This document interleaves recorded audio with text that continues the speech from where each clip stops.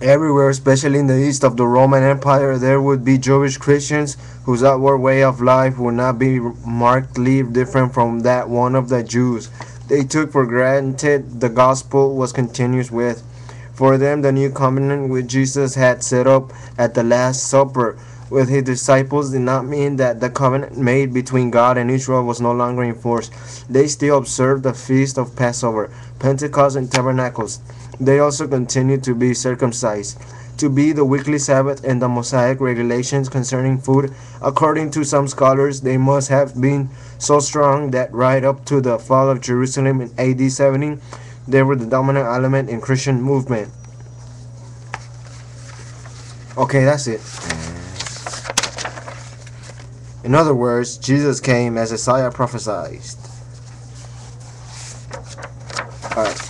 Later in Paul's ministry, he traveled against Jerusalem, and when he came to Jerusalem, he brethren received us gladly. On the following day, Paul went in with us to James, and all the elders were present. Notice that Paul presented himself to James, the Lord's brother, who by now was undoubtedly the chief apostle of Jerusalem.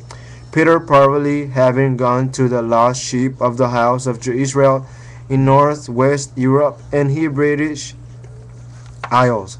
After rejoicing in the good news Paul brought about God's work among the Gentiles, the Jerusalem leadership told Paul, "You see, brother, how many myriads of Jews there are who have believed, and they are all zealous for the law." The term merit literally means tens of thousands. So as not to confuse or discourage these many Jewish Christians, Paul was asked by the Jerusalem church to go to church, an offering ceremony to publicity demonstrate that he was not teaching in any ways against God's law. The Jerusalem leaders exhorted Paul, "Take these men along and be purified with them and pay all the expenses connected with the shaving on their heads. This will let everyone know there is no truth in the reports they have heard about you and that you still regularly observe the law."